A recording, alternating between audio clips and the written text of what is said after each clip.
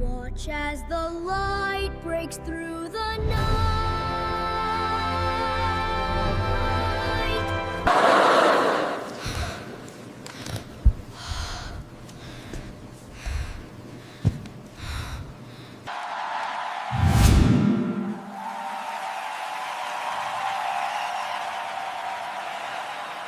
What if the most powerful voice in the world belonged to a child no one ever looked at twice? What if a boy who slept on sidewalks, collected bottles for coins, and lived without a single promise of tomorrow, carried a gift that could silence thousands? And what if the world almost missed him? Miguel Santos was that child, a small Filipino boy wandering through Manila's crowded streets with a plastic bag rustling against his side. He moved quietly, unnoticed, as if afraid his footsteps might disturb the world that never made space for him. His life was a repeating cycle of hunger, noise, and the endless search for something to eat. But beneath that fragile exterior lived a voice. A voice he didn't understand. A voice he believed belonged to someone stronger, someone worth more than he ever felt. The morning sun cast soft gold across the narrow alleys as Miguel walked barefoot over warm concrete. Jeepneys honked, vendors shouted, and life rushed past him in a blur of colors and chaos. Yet in his mind, a melody flowed, gentle, comforting, like a friend who never left. He would hum just loud enough to hear himself, but never enough for others to notice. He feared the world would laugh. He feared they would remind him of who he was, a poor kid with nothing but a hidden dream. Every evening, when the city grew quiet, Miguel curled beside Aling Rosa's small food cart. It wasn't a home, but it was a place where he felt safe. She would place a warm cloth on his forehead, give him leftover rice, and watch him as he hummed himself to sleep. She always believed his voice carried something pure, but she never said it aloud. The world was cruel, and she didn't want to give him hope that might break him. Still, Miguel held one question deep inside, heavy and silent. If he vanished tomorrow, would anyone ever know the sound of the voice he carried in the dark? He didn't know it yet, but someone was about to hear him. Someone who would stop. Someone who would listen.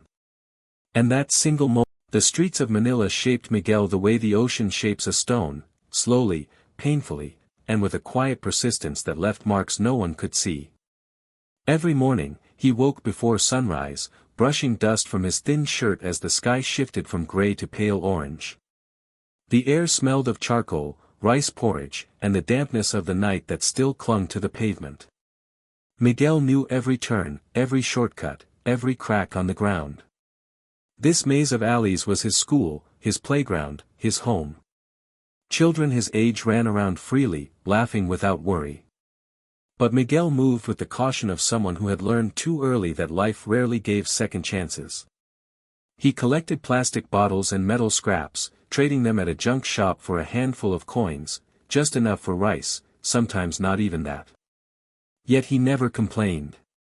Surviving itself was a kind of victory. In the middle of the market stood Aling Rosa's food cart, a small wooden stand with warm pots stacked on top. She wasn't related to Miguel, but she became the closest thing to family he knew. With her tired eyes and gentle heart, she watched over him the way a mother watches her youngest child. Sometimes, when the day was slow, Miguel would sit behind her cart and hum softly. And sometimes, when she wasn't looking, his humming blossomed into real singing. The sound floated through the morning air like a secret sunrise, soft, warm, and impossibly pure. It didn't belong to the chaos of the streets. It didn't match the hardship stamped into his daily life. It was a voice too big for his small world. Aling Rosa would pretend not to notice, but inside, she felt something tighten in her chest. She wondered how a child who had suffered so much could still hold something so beautiful.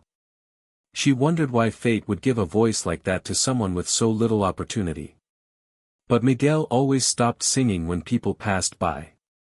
He didn't want to be. Thomas Reed had traveled across many countries, photographing daily life and volunteering wherever he could. But nothing prepared him for the moment he heard Miguel's voice drifting between the stalls of the crowded market. The sound was faint, like it was afraid to exist, but it stopped him mid-step. It wasn't just a voice. It was a story. A story wrapped in every note. Thomas looked around until he saw the small boy crouched beside a junk shop, sorting bottles with slow, careful hands. Miguel's shoulders were thin, his shirt faded, yet the melody coming from him felt larger than the world around them. He watched quietly, not wanting to interrupt. There was something sacred about the way Miguel sang, like a child whispering secrets to the wind. When Miguel finally noticed the stranger staring at him, he froze. His voice fell silent instantly, as if he feared he had done something wrong. His instincts told him that attention was rarely good news. But Thomas stepped closer with gentle eyes, not pitying eyes, eyes filled with wonder. He greeted Miguel softly, careful not to overwhelm him. Miguel answered with shy nods and hesitant glances, unsure of what this foreign stranger wanted. Aling Rosa approached, wiping her hands on her apron, her protective instincts rising. But Thomas introduced himself kindly, explaining that he was moved by Miguel's voice. She watched him carefully, sensing sincerity in every word. Thomas asked if Miguel could sing again, just a small piece. Miguel hesitated, fear tightening inside his chest. But when Aling Rosa gave him a subtle nod, he let out a few quiet notes. It was enough. Thomas lifted his phone and captured a short recording. Only seconds long, but those seconds carried a lifetime of emotion.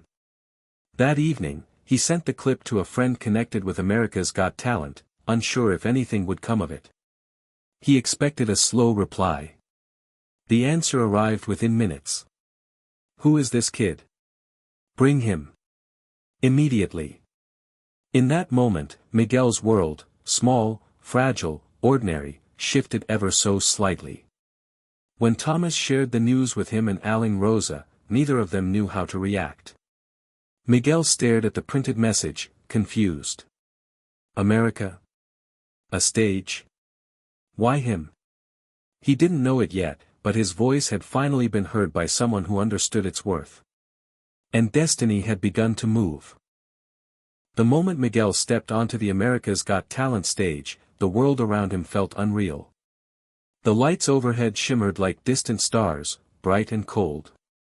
The floor beneath him was smooth, far smoother than the cracked streets he was used to walking on. Everything felt too big, too loud, too shiny for someone who had once slept beside a food cart. The audience whispered the moment they saw him. A small boy in simple clothes. Nervous eyes. Barely 12. He looked like a child accidentally placed on a stage built for dreams he had never dared to imagine. Miguel's hands trembled at his sides. His breath felt trapped somewhere between fear and disbelief. He didn't know where to look, the cameras, the judges, the crowd. Every direction felt overwhelming. Simon Cowell leaned forward with his familiar, unreadable expression. He wasn't cold. He wasn't kind. He was simply curious, watching this small boy who seemed as fragile as a candle flame in a storm. Miguel felt that gaze deep in his bones. The music cue came. A soft instrumental intro filled the arena. Miguel closed his eyes, not to sing, but to remember. To remember the streets, the dawns, the hums he whispered into the dark.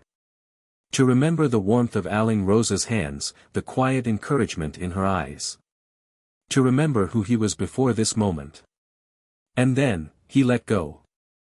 His voice rose slowly, like a sunrise breaking over an ocean. The first note floated through the arena with a softness that silenced every whisper. It was pure, fragile, yet full of something powerful, an emotion that came from years of longing, hurt, hope, and unspoken dreams. The judges blinked. The audience leaned forward. And Simon didn't move at all. He froze. Miguel's voice climbed higher, filling every corner of the room with warmth that didn't belong to his small body. It was the kind of sound that made people forget the world for a moment. The kind that reminded them of everything they had once felt but had buried deep inside. He sang with his heart wide open, raw, honest, unprotected. And in those minutes, he was no longer the poor Filipino kid from the streets. He was a voice. A story. A miracle the world never saw coming.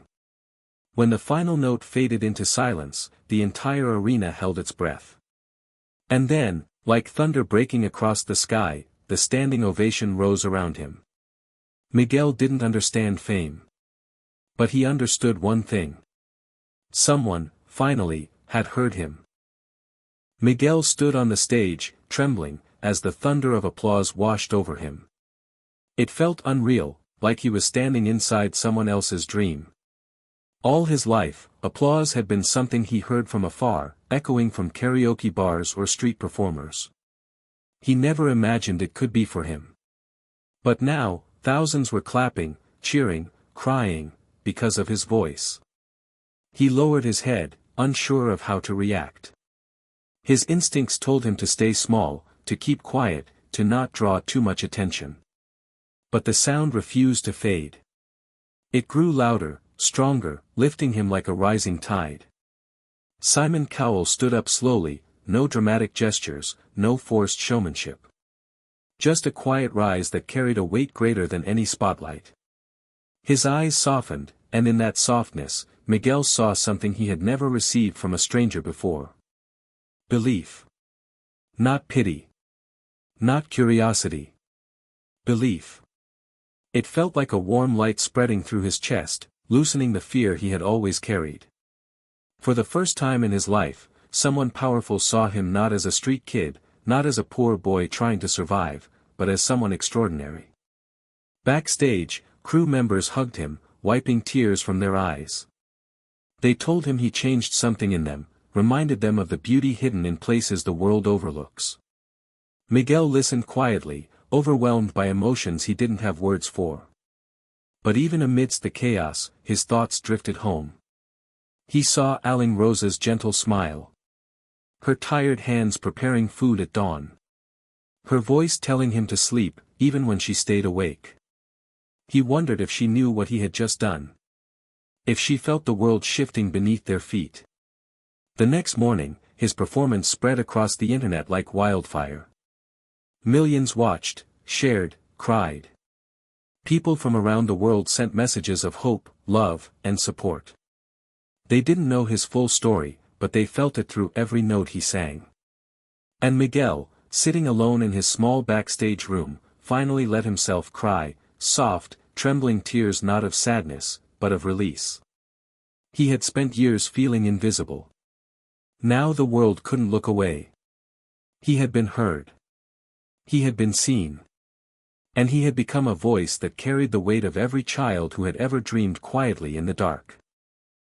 Lucas Ramirez grew up in one of the narrow, crowded alleys of Manila where life moved fast, but dreams moved slowly. The houses stood shoulder to shoulder, built from thin wood and rusted metal sheets. Children played in the streets, vendors shouted prices, and motorbikes roared through the maze of pathways. Everything was loud, chaotic, and restless.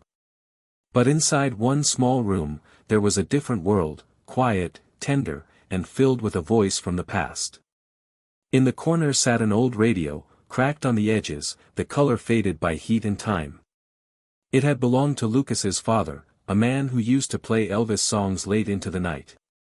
After his father passed away, the radio became the most precious thing left behind. Even though the sound was imperfect, crackling, static-filled, trembling around the edges, it still carried a warmth that felt alive. Every evening, Lucas sat beside it, listening to Elvis's voice spill into the dim light of their home. His eyes would close gently, and his breathing would slow, as if the music stitched together all the broken pieces inside him. He didn't sing loudly at first. His voice was soft, unsure, almost afraid of being heard. But as days turned into months, the songs became his safe place, a bridge to the father he could no longer touch. Outside their door, neighbors often paused. They heard the boy's gentle humming growing stronger, deeper, filled with emotion far beyond his age. Some smiled. Others whispered about the child with the bold soul voice. For Lucas, singing wasn't about talent. It wasn't about applause. It was simply the only way he knew to keep love alive. And while the world moved on outside, unaware of the quiet miracle growing in that little room, something extraordinary was unfolding, note by note, breath by breath. A voice was being born. A voice that would one day travel far beyond the alleys of Manila. All the way to a stage he never imagined. Life in Lucas's neighborhood continued in the same rhythm, morning noise, afternoon heat, evening music. But the world has its way of noticing beauty when it least expects to. And sometimes, miracles arrive quietly, disguised as ordinary moments. One humid afternoon, a small community event took place near the basketball court. People gathered to share food, laugh together, and hear local kids perform. Lucas was invited to sing, not as a competition entry, but because everyone in the neighborhood found comfort in his voice. He stepped onto the makeshift stage, holding the old radio as if it were a part of him. The sound system was simple, the crowd small, but he didn't mind. He closed his eyes, breathed deep, and let Elvis flow from his heart like it always did. Among the small crowd stood a man who didn't quite blend in. An Irish tourist named Sean, backpack slung over one shoulder, his camera hanging from his neck. He had been walking through the neighborhood when he heard the unmistakable tone of a voice that didn't belong to a child, but to something rare. Something pure. He lifted his phone and began recording. Lucas didn't know. He didn't perform for cameras. He didn't imagine anyone watching beyond the familiar faces he saw every day. When the song ended, the applause was gentle but warm. Lucas bowed shyly, unaware his life had just changed. That night, in a small hotel room, Sean uploaded the video with a simple caption. "This Filipino kid sounds like Elvis, but with even more heart." Within hours, comments poured in. Within a day, it hit Ireland's trending page. Within a week, producers from Ireland's Got Talent reached out. Maria stared at the email for a long time, heart racing, unable to believe what she was seeing. She had never imagined anyone outside Manila would hear her son, let alone a whole country across the ocean. But the world had listened. And the world wanted more. What began as a quiet song in a crowded alley had become the doorway to a destiny waiting far from home. The morning of their flight arrived with a mixture of excitement and quiet fear. Manila was just waking up, jeepneys rumbling through the streets, street vendors preparing their stalls, the sky still painted in soft gray. But inside their small room, everything felt different. Everything felt heavier. Everything felt bigger. Lucas packed his clothes carefully, folding each shirt as if it were something fragile. His mother helped him gently, hiding her trembling hands, trying to stay strong. She knew this opportunity might never come again. She had borrowed money, asked favors, and worked extra shifts just to make this journey possible. The airport was overwhelming. Bright lights. Endless lines. Voices echoing in languages they didn't understand. But through it all, Lucas held his mother's hand tightly, grounding himself in her familiar warmth. When they finally boarded the plane, the world outside the window seemed unreal. Clouds drifted softly beneath them, stretching like fields of white. For a moment, the boy forgot his fear and simply watched the sky in silence. It was the highest he had ever been, literally and in life. Maria glanced at him from time to time, her heart swelling with pride. She remembered the nights when he used to cry quietly, missing his father. She remembered the way he clung to music as if it were a lifeline. And now, here he was, traveling across the world because of that same voice. When they arrived in Dublin, cold air wrapped around them like a new beginning. Everything looked different, the buildings, the streets, the faces. Yet beneath the unfamiliarity, there was a sense of hope growing inside them. Backstage at Ireland's Got Talent, the world felt larger than ever.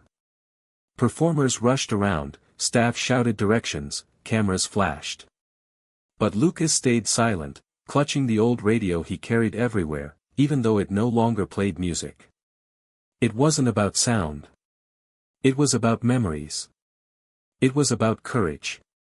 As he waited for his turn, the trembling in his chest slowed. Something inside him whispered that he didn't come this far for nothing. This stage, this moment, was waiting for him. The moment Lucas stepped onto the stage, the world felt impossibly large. Lights glowed from every corner, bright enough to blur the edges of the audience. The massive theater seemed to breathe, alive with whispers, anticipation, and curiosity. He stood at the center, small and quiet, his feet sinking softly into the stage floor. His hands trembled for a moment before he gently held them together, grounding himself. The old radio remained backstage, but the memory of its faded melodies stayed close to his heart. Thousands of eyes rested on him. Some waiting. Some doubting. Some hoping for a surprise. On the judges' panel, Aidan Doyle leaned forward with curiosity. Lucas reminded him of someone he used to see in small Irish pubs, young singers carrying more emotion than experience. But there was something different here. Something deeper. Something heavier. The music director signaled the cue. The lights dimmed. The stage fell into a soft hush. In that brief silence, Lucas closed his eyes and breathed in. He wasn't in Ireland anymore. He wasn't standing before thousands. He was back home, sitting on the wooden floor of his room, listening to Elvis crackle through the old radio. He felt his father's presence, soft, warm, and comforting. Then the first note of the instrumental filled the air. It echoed through the theater like a memory returning after years of silence. Soft. Slow. Nostalgic. Lucas began to sing. The first sound was almost fragile, as if he were testing the space around him. But then, slowly, steadily, the voice grew. It deepened. It warmed. It unfolded like a story long buried. A wave of emotion washed across the theater. Audience members leaned forward, their expressions shifting from curiosity to disbelief. The judges' faces softened, their eyes fixed on the boy whose voice felt too old for his age, too real, too soulful, too filled with something unexplainable. Aidan's heart tightened. He felt something he hadn't felt in years, a connection to music that touched the spirit rather than the ears. By the time Lucas reached the middle of the song, the theater had fallen into a spell. No one moved. No one whispered. No one even breathed too loudly. It felt like the world had stopped. Just to listen to him. The final note left Lucas's lips like a quiet prayer carried into the vastness of the theater. For a moment, there was nothing, no applause, no reactions, no movement. Just silence. A deep, sacred silence. It was the kind of silence that happens only when something extraordinary has touched a room, something too beautiful for words. The audience sat frozen, as if afraid that even a breath might break the fragile magic still lingering in the air. Then, like a wave crashing against a quiet shore, the theater exploded with applause. Chairs scraped. Hands clapped. People rose from their seats, overwhelmed by the emotion they had just witnessed. Some had tears in their eyes, realizing they had heard not just a voice, but a story, one carried by loss, love, and unbreakable resilience. Backstage, Maria clutched her chest. She had spent years hiding her tears, but in this moment she could no longer hold them back. Everything she had fought for, sacrificed for, prayed for, was unfolding right before her eyes. On the judges' panel, Aidan Doyle sat completely still. He had seen many performers, technical singers, powerful voices, strong entertainers. But this felt different. This felt like a boy opening his soul and sharing everything inside it, without fear or expectation. He stood slowly, almost as if guided by something beyond himself. The audience sensed something coming. A breathless hush fell again. And then he pressed the golden buzzer. The impact echoed through the theater like a thunderclap. A burst of golden confetti exploded from above, shimmering under the lights, drifting toward the stage like falling stars. Lucas's knees weakened. His hands covered his face. His body trembled, not from fear, but from a flood of emotions too big for such a small frame. Maria rushed onto the stage and wrapped her arms around him as the golden rain continued to fall. The audience watched with softened hearts, witnessing a mother's pride and a child's dream colliding in a moment that felt almost sacred. Aidan looked at them with a gentle awe, knowing he hadn't just rewarded a performance, he had honored a journey. And as golden confetti settled across the stage floor, the truth felt clear and undeniable. A legend had just been born. This is the moment that we've waited for, louder than ever before. I've waited for this moment all my life, chasing the lights until I finally shine.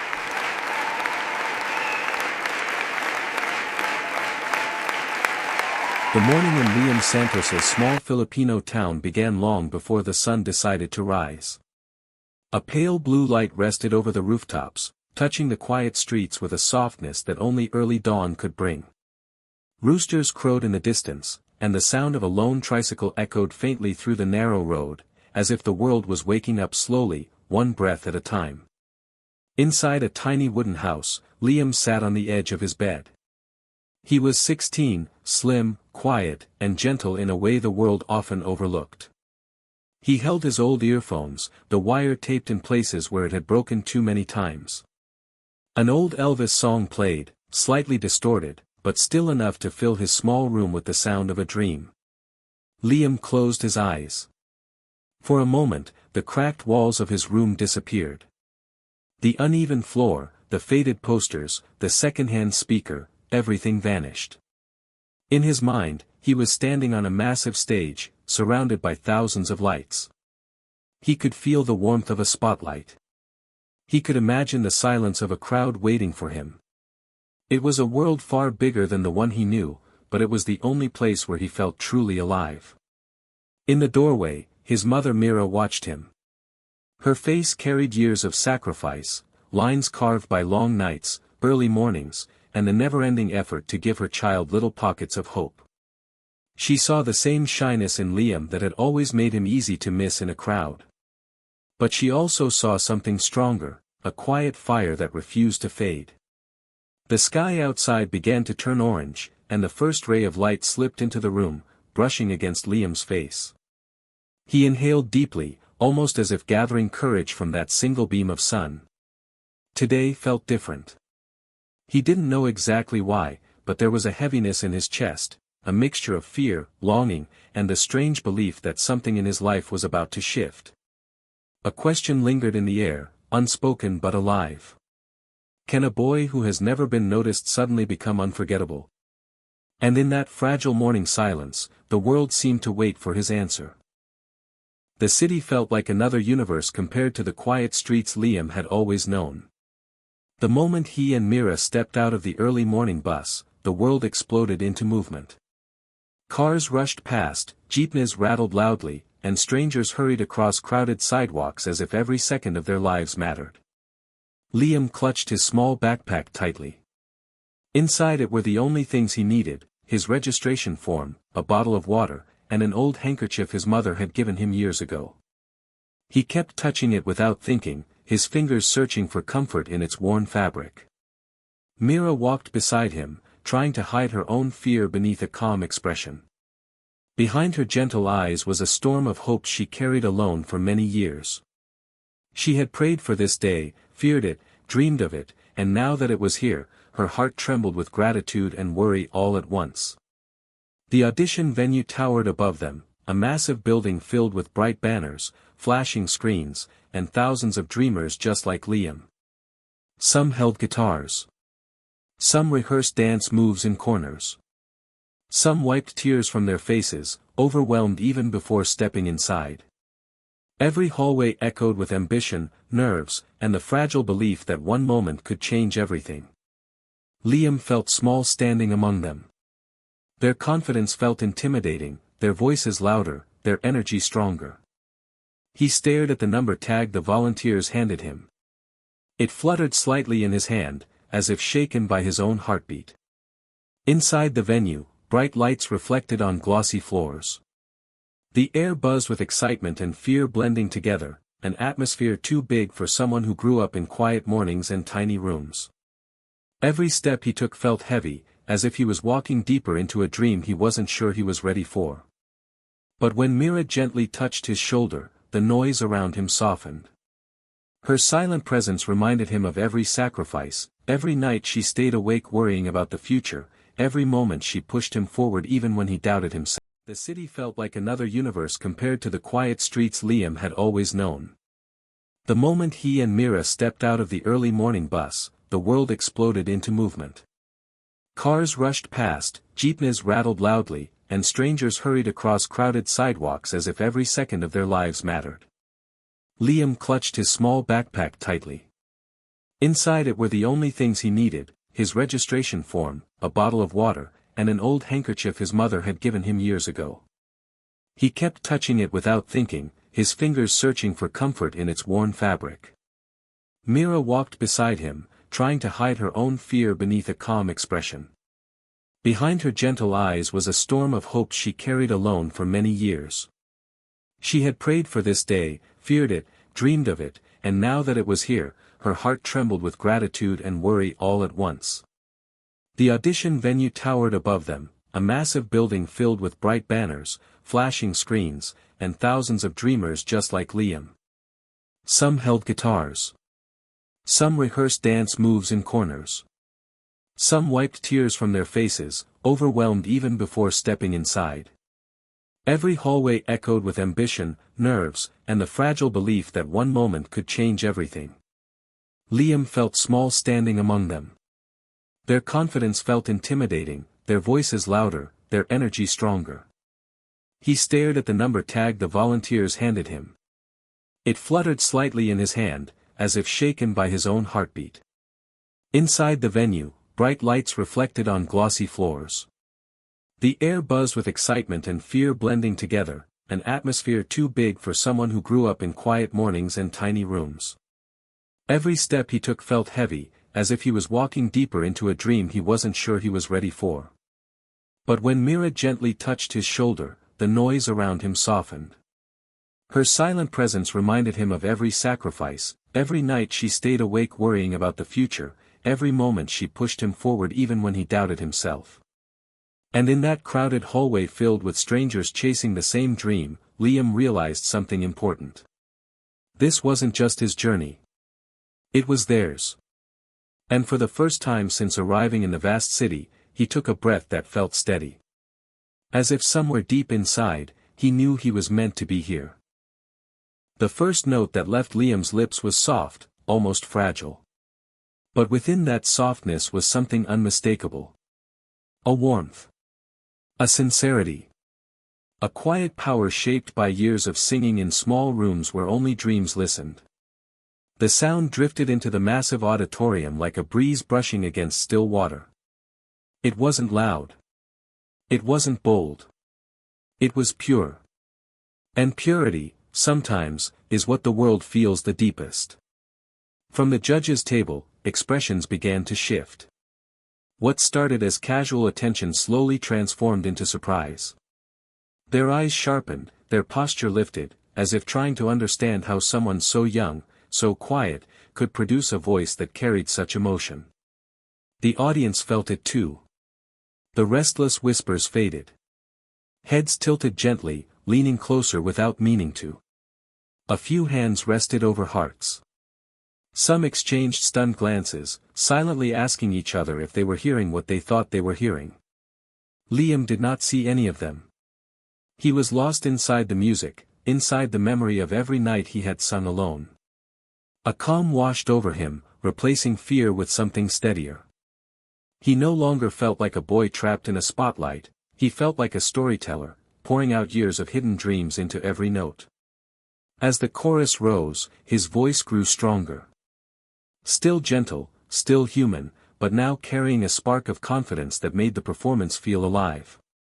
The way he shaped each note, carefully, emotionally, made it seem as though he wasn't copying Elvis.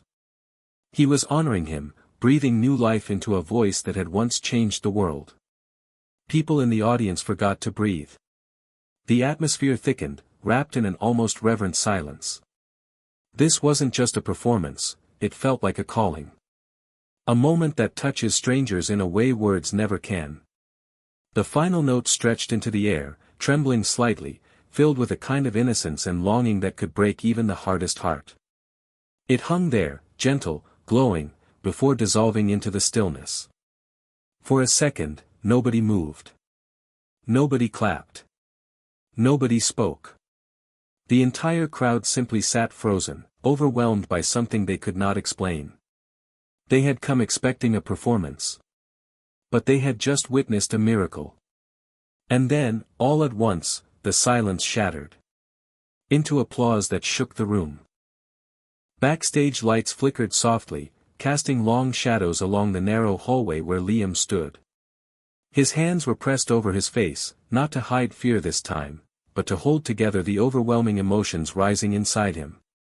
His chest rose and fell in uneven breaths, as if he was still trying to believe what had just happened on that stage. He could still feel the warmth of the spotlight on his skin. Still hear the echo of applause that had shaken the entire auditorium. Still sense the way the world had stopped, just for him. The memory looped in his mind like a dream refusing to end. Then he felt familiar arms wrapped gently around him. Mira held him tightly, her shoulders trembling.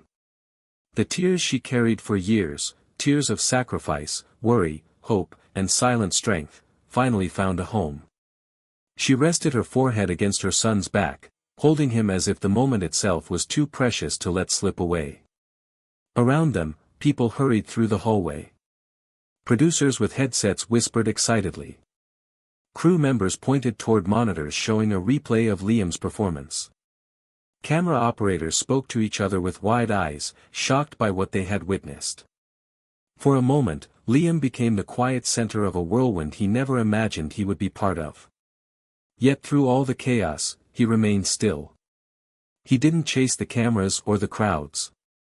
He simply leaned into his mother's embrace, grounded by the one person who had believed in him long before the world did. Later that evening, as they boarded the bus home, the city lights shimmered outside the window, soft, glowing, full of new possibility. The bus engine hummed gently beneath their feet, creating a comforting rhythm that matched Liam's slower, steadier breathing. Mira watched her son quietly. His eyes were tired, but they carried a light she had never seen before, a quiet confidence, a belief that maybe he was no longer the boy who blended into the background. As the bus rolled down the highway, Liam rested his head against the cool glass. The world outside felt different now. Wider. Kinder. Open. In that moment, he understood something simple but powerful. Sometimes a single moment of courage can turn an unnoticed life into a voice the world will never forget. And tonight, that voice belonged to him. I see you walking away, but please don't leave me this way.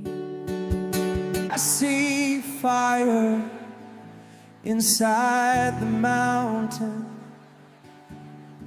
The city of Manila woke before the sun did.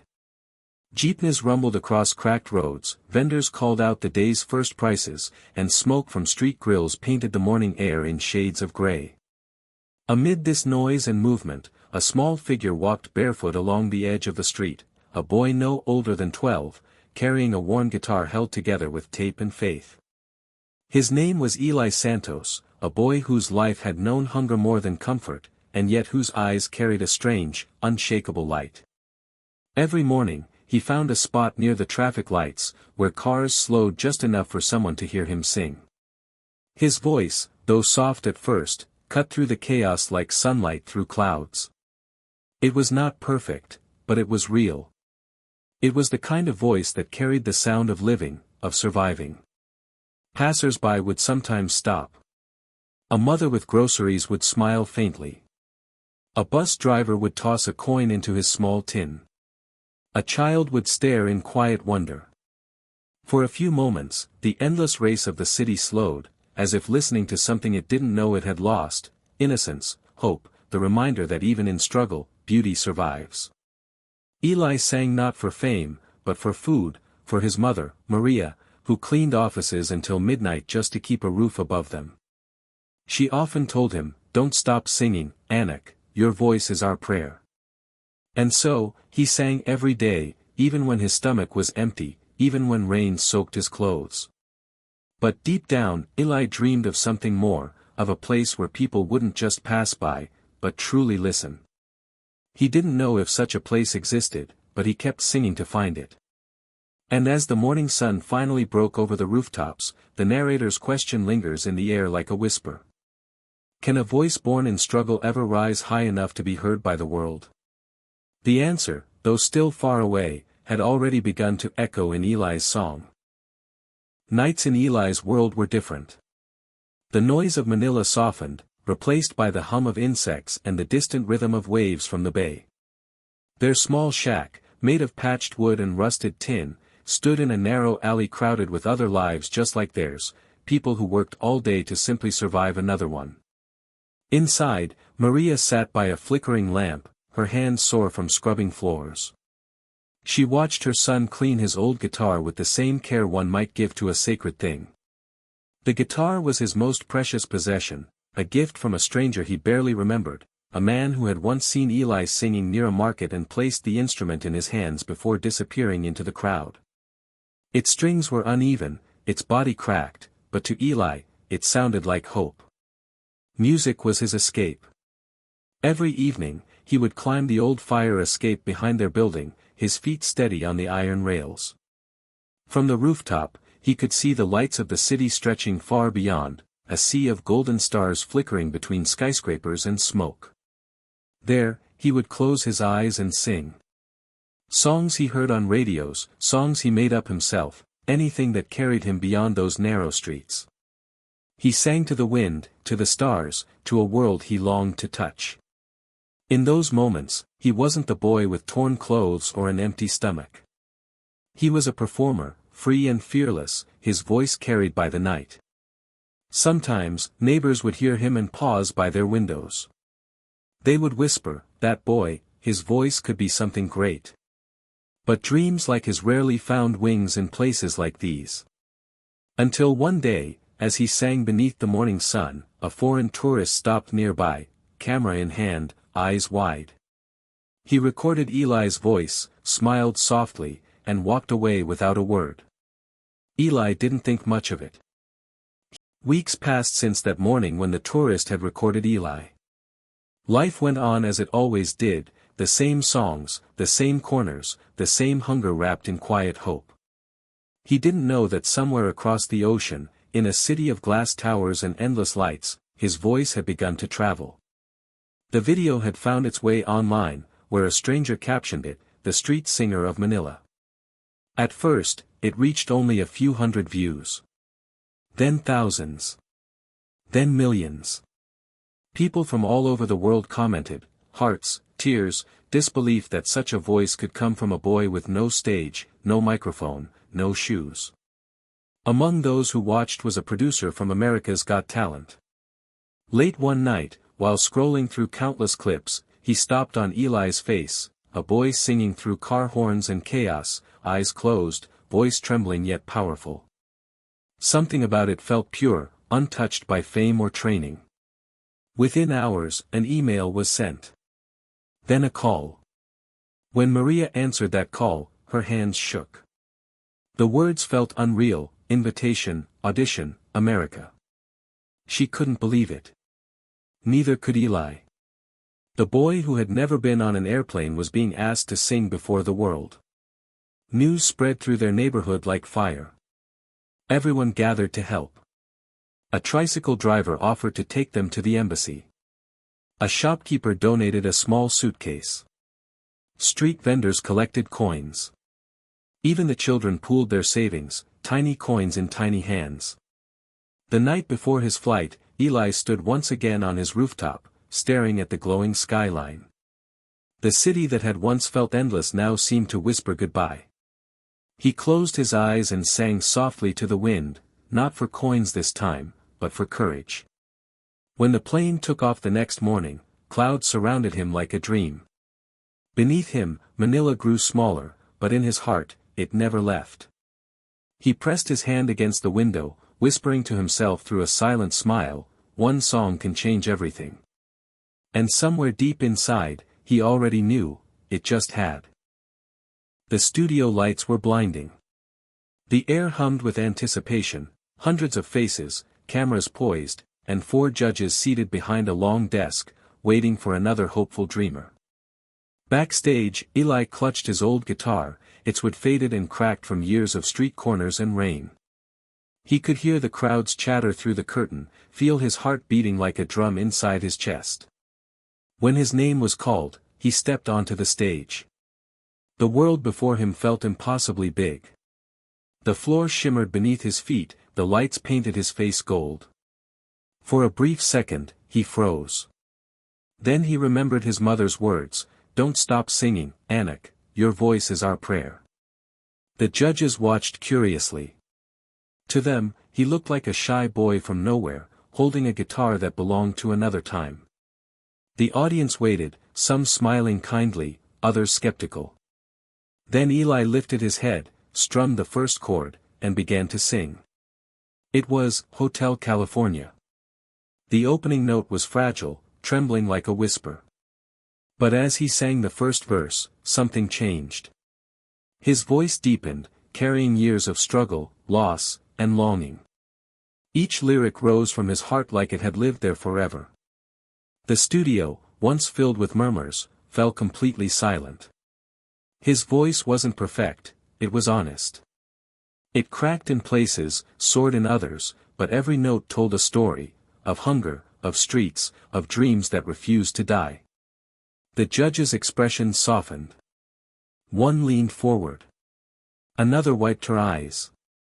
Even Simon's gaze lifted, fixed and unblinking, as if rediscovering what music could feel like. When Eli reached the final chorus, his eyes glistened. He sang as if it were the last song he would ever sing. And when the final note faded, it left behind a silence so powerful that even the cameras seemed to hesitate. Then, suddenly, a golden explosion. Confetti burst from the ceiling as the golden buzzer was hit. The crowd rose to their feet, cheering, crying, clapping. Eli stood frozen in the rain of gold, his hands trembling over his heart. He looked up toward the lights, as if searching for someone. And in that shining moment, he whispered a thank you, not to the judges, not to the crowd, but to his mother, to Manila, and to the voice that had carried him there. The world woke up to his voice. Overnight, clips of Eli's Hotel California flooded every corner of the internet, millions of views, headlines in every language, comments from people who said they hadn't cried in years until they heard him sing. For once, the boy who sang on Manila's streets wasn't invisible. He had become a symbol of hope, a reminder that sometimes, greatness is born in the most forgotten places. Back home, the narrow alleys where Eli once played his songs were alive with celebration.